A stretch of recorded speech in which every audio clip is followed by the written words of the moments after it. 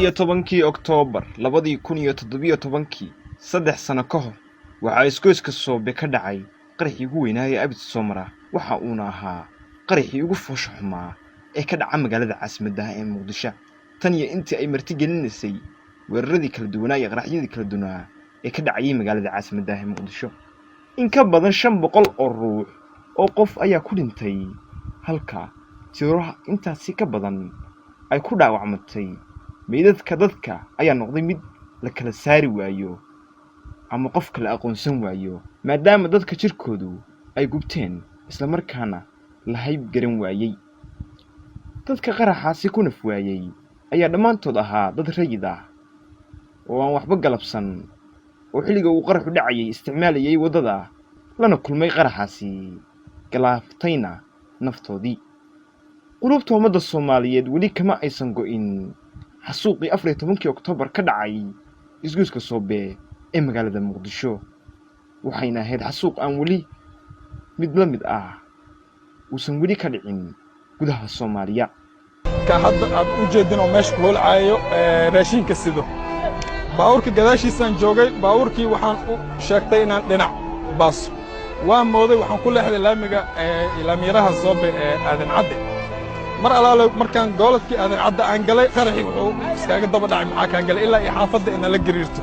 qaraxa hadda tan u jeedin meesha qarax ku dhacayna qarax yar ma kolay ilmahan gaari yar inuu yahay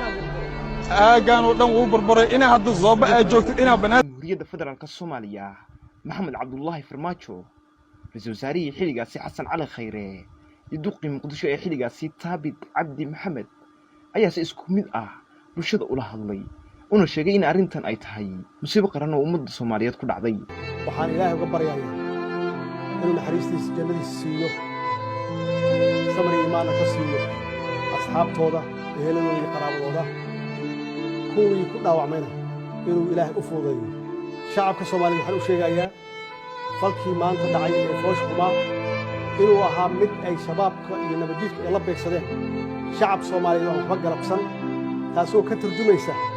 عداوته وقبان من أهان شعب وأنا وحن مالو سوى الجسنا وأنا وحولبا وكلو جيران تان دنا حبيقنا كشقينا دي لا يرادو ومدنا سيدانو بدبادلين waxaan mar labaad iyo mar saddexaad idin ka codsanayaa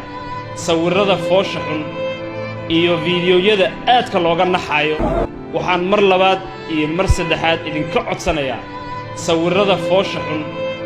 iyo fiidiyowyada aadka looga naxayo oo dadka aad ku argagixinaysaan inaad ka saartaan oo aad meydka xurmaysaan meydka xurmuu mudan yahay walaalka xurmuu ka mudan yahay qaraxa uu ka dhacay isla sanad kadib 14 Oktoobar 2018 waxa ay maxkamadda darajada ku hadhay ciidamada qalabka sida ee gobolka Banaadir dil toosha ku xukuntay 2 nin oo loo soo qabtay qaraxasi taariikhdu markay ahayd 6 bishii 2018 dambiile shabaab xasan aadan isaaq cali waxay maxkamadda ciidamada qalabka sida ku xukuntay dil toogasho oo ah qisaastii dadkii ku geeriyooday labadii qarax ee ka kala dhacay isgoyska Soobe iyo wadada danwadaagaha 14 Oktoobar 2017 maanta oo ay taariikhdu tahay 14 bisha 10 musuubadii qaraxii 14 Oktoobar fadlan haddii aad muuqaalka ka heshay like saar page kana like saar filmna dheh waad ku mahadsan tahay muuqaalkan daawashadiisa mahadsanid 2018